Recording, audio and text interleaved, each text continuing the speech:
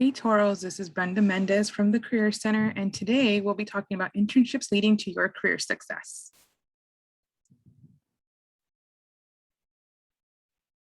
So this is what we'll cover on this workshop today. We're going to learn what is an internship and its value, and what are the expectations when you participate in an internship, understand strategies to search for and land your ideal internship, and strategize and develop a plan how to gain related skills and experiences from an internship. So ask yourself, what are some reasons why you should get an internship? So first, let's understand what an internship is. So an internship is supervised, meaning there's always someone there to supervise you in terms of you being able to ask questions, get directions, clarifications, and have a learning experience. It's voluntary, right? You are choosing to complete an internship on site to gain experiential learning, meaning you're connecting what you're learning in the classroom with the real world of work. So it's an opportunity to learn and see what you're learning in class in action. It's usually a limited time frame and it can vary. So sometimes it can be a semester, it can be a year long, it can be a little less than a semester. So it just really depends.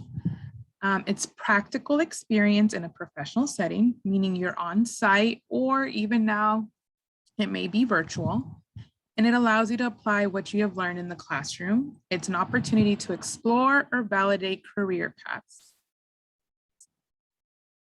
And these are reasons why you should get an internship, or you probably thought as to why you should have an internship.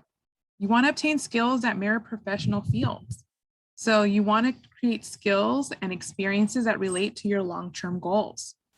You want to strengthen your resume with directly related experience. Oftentimes we have other jobs that may not directly relate to our career goals, and an internship can help you build that related experience.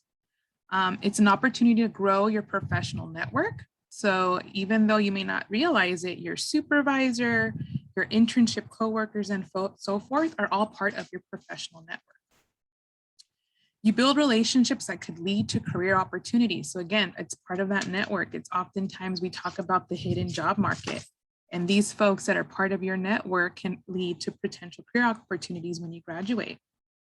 It's learn your best work environment, because sometimes we think we know where we want to work and we realize that it may not be a good fit, or we might want to change that, or realize it's not the path we want after all. As we mentioned, it may jumpstart your professional career because, again, you are getting professional experience that's related to your goal, and gain professional references. Again, the importance of your network. So these are some of the internships that are available now during the pandemic and post-pandemic. A lot of these will probably continue as we start returning to work in place. So one, on-campus internships. Essentially, students can work on campus that would be an agreement between SLICE. So SLICE is one of the offices on our campus, which stands for Service Learning, Internship, and education. And it's an opportunity for you to get experience within the campus setting. So you may be a graphic designer for one of the departments on campus, or you may be a peer advisor. So these are just opportunities that are on campus. Off-campus internships are typically academic bearing, or they're paid. So academic bearing means that you work off-site, and it's an agreement between the university, your professor, and the course that you're enrolled to be able to complete the internship, and you get an opportunity to do work and get course credit. So there are certain majors on campus that require an internship. So for instance, criminal justice and communications are two on our campus that require an internship. So it's an agreement for you to complete a certain set amount of hours, usually about 120, and you earn course credit that goes towards your degree. So that's an academic bearing internship.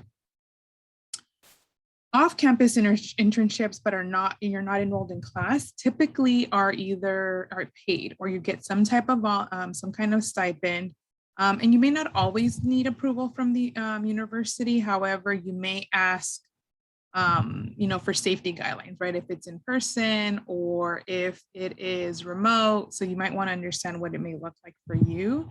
And then you always want to ask someone to help you with these areas if you're not too sure, right? So determining the correct number of hours, or what would it look like for you if you are working remote? So now that we've covered some of those areas, now we're ready to search for your ideal internship. Remember, your ideal internship is going to vary depending on your career goal.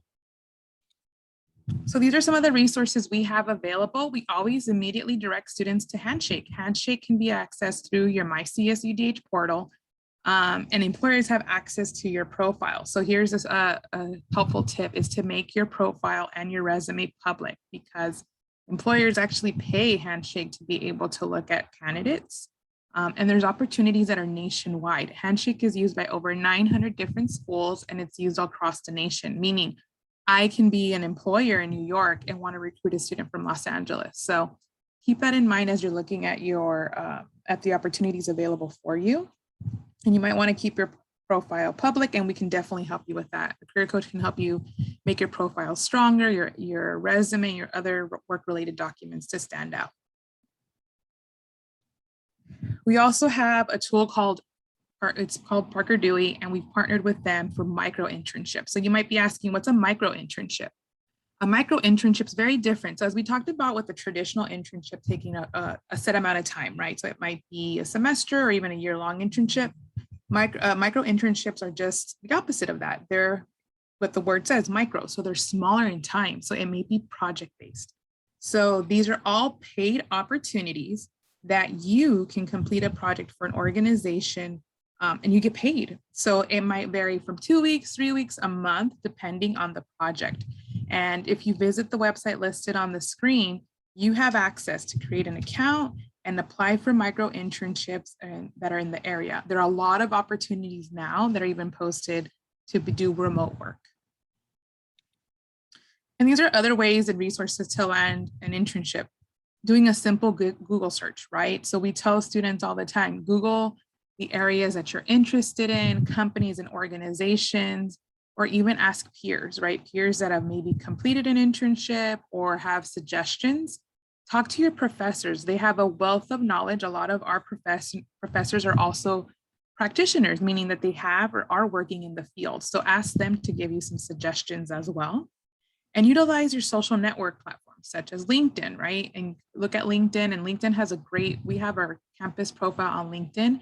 They have an alumni database that has over 5,000 different alumni. You can connect with alumni related to areas of interest, and they can help you as well. And don't forget to ask family, friends, neighbors, former teachers, professors, advisors, mentors. There's a lot of folks that can help you land your ideal internship. We also have a page on our website. It's under internships, fellowships, and scholarships. This is a place where you can actually find additional links for websites that can help you find different internships in different industries such as business, government, healthcare, and entertainment. Now that we've kind of covered all those areas, it's the time to apply, right? So you really need to determine when is the best time to apply. So if you are considering a fall internship, traditionally, you might want to start at the end of the spring semester or early summer. Some employers are hiring ongoing, so they don't have like an application window. It's just they welcome students throughout the year. There's no set time frame, so you can apply anytime. But however, others are more structured. So for instance, if you're very interested in doing a federal internship, you may need to apply 6 months to a year in advance. So it just really, really depends on when you want to intern and where, right? So you want to make sure you're doing your research beforehand to determine when is the best time. But ideally, traditionally, it's about 1 to 2 months in advance. Research the company and organization prior to the interview, right? You are interviewing for an internship is just as if you were to interview for a job. So do your research, understand what their goals are, what is their values or mission? How does that align with your experience and your goals? How do you become an asset, even though you're coming in as an intern? Remember, you have lots of great transferable skills that you've developed as a student at CSUDH. Follow the company's and organization's exact instructions for application. So a lot of times students think that they're being creative by adding additional supplemental documents when it hasn't been requested, or going against what's being asked in the instructions, just follow the directions. You will have an opportunity to highlight yourself through the interview process. And one of the most important things you can do is create a targeted resume and cover letter for each position you're applying to, right? Your resume may be tweaked a little, but your cover letter needs to be a unique document for each position that you're applying to. You don't want it to be repetitive or redundant. You want it to stand out and really highlight your passion, your experience as it relates to the position. And that's how you get that interview. Okay, so now you've submitted your application documents, you've interviewed. Now what should you expect, right? You got the internship. What would it look like for you? What are some tips to help you succeed in your internship? So keep these things in mind. This is what an internship should be, okay, as you're thinking about it.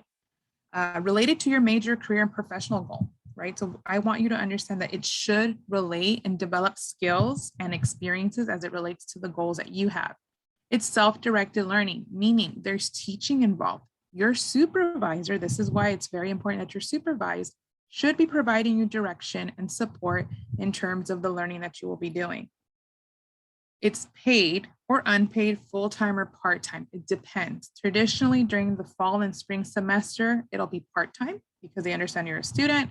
And sometimes summer internships can be full-time. If you're not earning academic credit, then it can be, it's fine to be unpaid. But if you are not getting credit, they need to pay you either an hourly wage or a stipend that's equivalent for the number of hours you're completing through that time period. So these are small details that you should iron out with the employer. And if you're unsure, remember the Career Center can definitely help you navigate these spaces. Again, I want to reiterate, it's important for you to be supervised by an experienced staff member of a company or organization, right? So they should take the time to have someone who's going to be able to guide and support you through this process. And it should be situated at the place, the physical address. And so right now with the post-pandemic, there's still a lot of remote work being done, which is fine, but there still should be supervision involved, meaning constant communication via online tools such as Microsoft Teams or Zoom. So it can definitely still be supervised remotely, but you traditionally want to be at the physical address. And the reason being is some folks who have startup companies tend to start their startups at home, and that's not safe, right? So if it is at a home address, you may want to consider not doing the internship.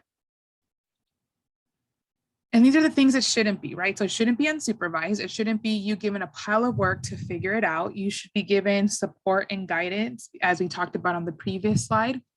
And it's guided learning, it's self-directed learning. It's a place where you're not seen as an expert, right? You are not going to be the expert. You're new, right? You're an intern who's there to learn. So you don't have all the answers. So your expectation should be that of an intern and not as a traditional employee in the organization. Internships should not be just clerical work, meaning you are not just answering phones and faxing and sending emails and making copies and organizing files and organizing data for them. That should just be a portion. And I like to tell students the 80-20 rule. So 80% of your internship should be clearly directed towards your career goal. So you should be doing projects and activities that relate to your career goal. That 20% can be clerical work, right? Because we do need to send emails and make copies, but that shouldn't be your primary goal. And you're not running to go get people's lunch and coffee. That's not your role as an intern. So as you're preparing to begin, I want you to think of these are the questions you want to ask the supervisor before you begin and commit to the internship. Will it be virtual or on-site? Right? Remember, as we're transitioning back to working in person, some folks are opting to have virtual or on-site internships. You want to clarify that.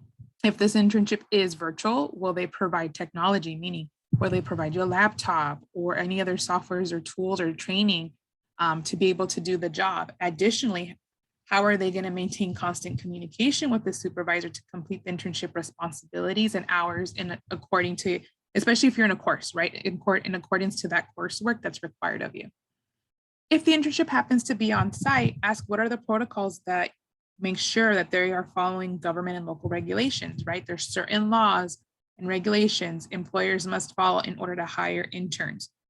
So for instance, right, especially right now, post COVID, and as we kind of navigate the pandemic, what are they doing in terms of rotating staff? Is there going to be 6 feet social distancing, disinfection, masks? All of these are things that you may want to consider now as well. And these are your responsibilities in the internship, right? So ultimately, you're there to learn everything. Ask questions. Build a reputation of being dependable, right? You want to make sure you're learning from everyone in the organization. So also maybe consider asking your supervisor if you can connect with other folks in other departments that may interest you, maybe job shadow or conduct an informational interview. Take responsibility for your own learning. If you are ready to be challenged, definitely ask your supervisor. Tell them if you can take on other projects or other activities to continue to build that experience. This definitely connects to being dependable. Listen carefully, take notes, and always ask questions, right? Supervisors know you are there to learn. So you want to ask questions, you want to ask clarifying questions and get more information. And remember, meet regularly with your site supervisor, even if it's a virtual environment. You may want to consider setting up one-on-one meetings with your site supervisor weekly or bi-weekly to connect on and update them on projects, clarifying questions, and so forth. And discuss concerns with your site supervisor. So if something you're unsure of or you're not comfortable, have a conversation with them and let them know what's going on so they can be able to best assist you. And remember, go above and beyond. You never know what opportunities may arise, right? So when you go into the internship, go aware that you are fully aware it may not lead to a job, but sometimes it does, right? So this is why you want to prove your worth and show your experience through the internship. And I want you to think about, what do you want from an internship? What are you hoping to gain through that experience? Okay, so keep that in mind as you're looking for your ideal internship. Thank you so much. I hope you found this recording and session helpful. Our contact info is listed. We still have our virtual lobby available Monday through Friday from 9 to 4. And our email address is listed and our website. Make sure you follow us on social media and check out our YouTube channel for other great videos to help you on your career and professional development. Remember, the Career Center is here to help you. We want to see you succeed. Take care and be safe.